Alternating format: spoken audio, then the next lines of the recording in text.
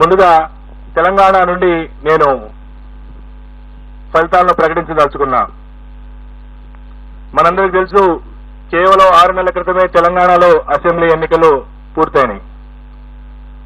ఆనాడు అధికారంలో ఉన్నటువంటి టీఆర్ఎస్ పార్టీ అధికారంలో దిగిపోయి కాంగ్రెస్ పార్టీ అధికారంలోకి వచ్చింది. అసెంబ్లీ ఎన్నికల ఫలితాలలో 1, 2, 3, 4 స్థానాలలో ఉన్నటువంటి పార్టీలు, అనగా సీట్ల సంఖ్యలో 1వ స్థానంలో ఉన్నటువంటి కాంగ్రెస్ పార్టీ, 2వ స్థానంలో ఉన్నటువంటి బీఆర్ఎస్ పార్టీ, 3వ స్థానంలో ఉన్నటువంటి భారతీయ జనతా పార్టీ, 4వ స్థానంలో ఉన్నటువంటి ఎంఐఎం పార్టీ సీట్ల సంఖ్యాపరంగా 65, 39, 8, 7 వచ్చి ఆనాడు అసెంబ్లీ ఎన్నికల్లో ఉండటం మనం అందరం చూశాం. 5 నెలలు తిరిగేలోపే ఆయా రాజకీయ పార్టీల యొక్క స్థితిగతులు పూర్తిగా మారిపోయినాయి. 1వ స్థానంలో ఉన్నటువంటి కాంగ్రెస్ పార్టీ నేడు 2వ స్థానానికి వచ్చింది పార్లమెంట్ ఎన్నికల్లో. ఆనాడు 2వ స్థానంలో ఉన్నటువంటి టీఆర్ఎస్ లేదా బీఆర్ఎస్ ఈ రోజు చిట్ట చివరి స్థానానికి వచ్చింది, అనగా 4వ స్థానానికి. ఆనాడు 3వ స్థానంలో ఉన్నటువంటి భారతీయ జనతా పార్టీ ఇప్పుడు మొదటి స్థానంలోకి వచ్చింది. ఆనాడు చివరి స్థానంలో ఉన్నటువంటి ఎంఐఎం పార్టీ ఈనాడు 3వ స్థానంలోకి వచ్చింది.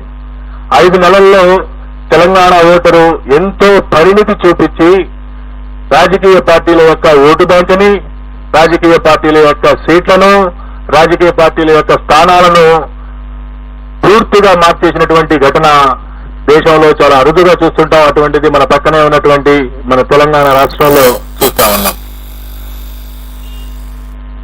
మే 13వ తేదీన జరిగినటువంటి పార్లమెంట్ ఎన్నికల్లో 17 పార్లమెంటు స్థానాలకు ఎన్నిక జరగగా కాంగ్రెస్ పార్టీ 7 నుండి 8 స్థానాలను కైవసం చేసుకోబోతా ఉంది. కాంగ్రెస్ పార్టీ 7 నుండి 8 స్థానాలను కైవసం చేసుకోబోతా ఉంది. భారతీయ జనతా పార్టీ 8 నుండి 9 స్థానాలను కైవసం చేసుకోబోతా ఉంది. అలాగే ఎంఐఎం కేవలం పోటీ చేసింది 1 స్థానం అయినప్పటికీ భారతీయ జనతా పార్టీ అభ్యర్థి మాధవీలత తోడు తీవ్రమైనటువంటి పోటీ ఉన్నప్పటికీ ఎంఐఎం మరొక 1 స్థానం గెలవబోతా ఉంది. గతంలో 39 అసెంబ్లీ స్థానాలు సాధించి అంతకుముందు 2019 పార్లమెంటు ఎన్నికల్లో 8 పార్లమెంటు స్థానాలు సాధించినటువంటి టీఆర్ఎస్ పార్టీ ఇప్పుడు 0 స్థానాలకు పరిమితం కాబోతా ఉంది. 1 స్థానం కూడా ఈ ఎన్నికల్లో టీఆర్ఎస్ పార్టీకి వచ్చే పరిస్థితి లేదు. సాక్షాత్తు తెలంగాణ రాష్ట్ర సమితి అధ్యక్షుడు కేసీఆర్ గారు, సీనియర్ నాయకులు హరీష్ రావు గారు ప్రాతినిధ్యం వహిస్తున్నటువంటి మెదక్ పార్లమెంటు కూడా ఈరోజు టీఆర్ఎస్ పార్టీ పొందలేనటువంటి పరిస్థితి. గడిచిన అసెంబ్లీ ఎన్నికల్లో 7 అసెంబ్లీ స్థానాలలో 6 అసెంబ్లీ స్థానాలను సాధించినటువంటి టీఆర్ఎస్ పార్టీ 2 లక్షల పైచిలకు మెజారిటీ 7 స్థానాల్లో సాధించినటువంటి టీఆర్ఎస్ పార్టీ ప్రస్తుతం అక్కడ 2వ స్థానానికి రావడానికి పోటీ పడే పరిస్థితి, 2వ స్థానంలో కూడా ఉండే పరిస్థితి కనబడట్లా.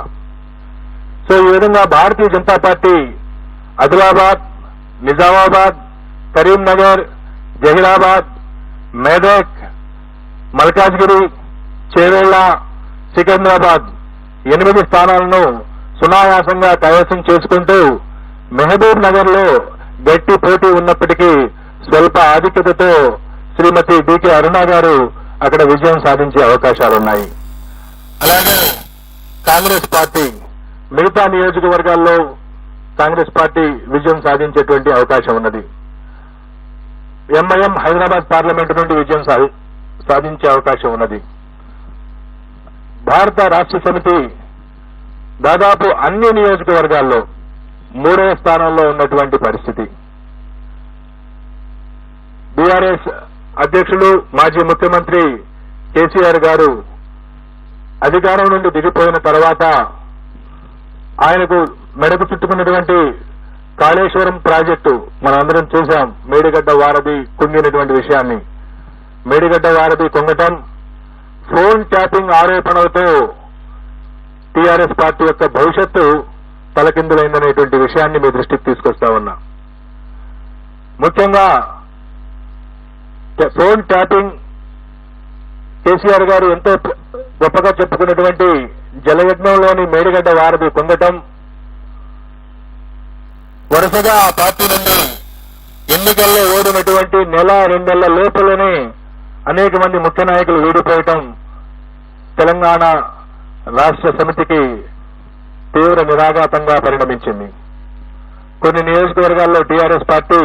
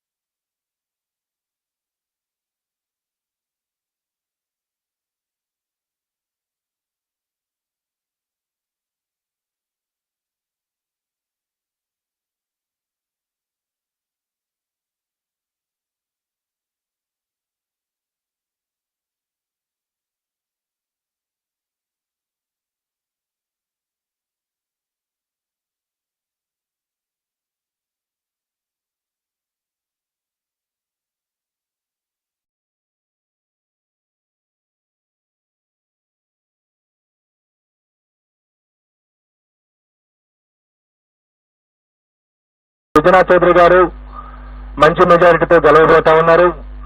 కైకలూరు నుండి పోటీ చేసినటువంటి మాజీ మంత్రి శ్రీ కామినేని శ్రీనివాస్ గారు గెలవబోతా ఉన్నారు. అలాగే విశాఖపట్నం నార్త్ నుండి పోటీ చేసినటువంటి విష్ణు కుమార్ రాజు గారు కూడా గట్టి పోటీ ఎదుర్కొంటున్నారు.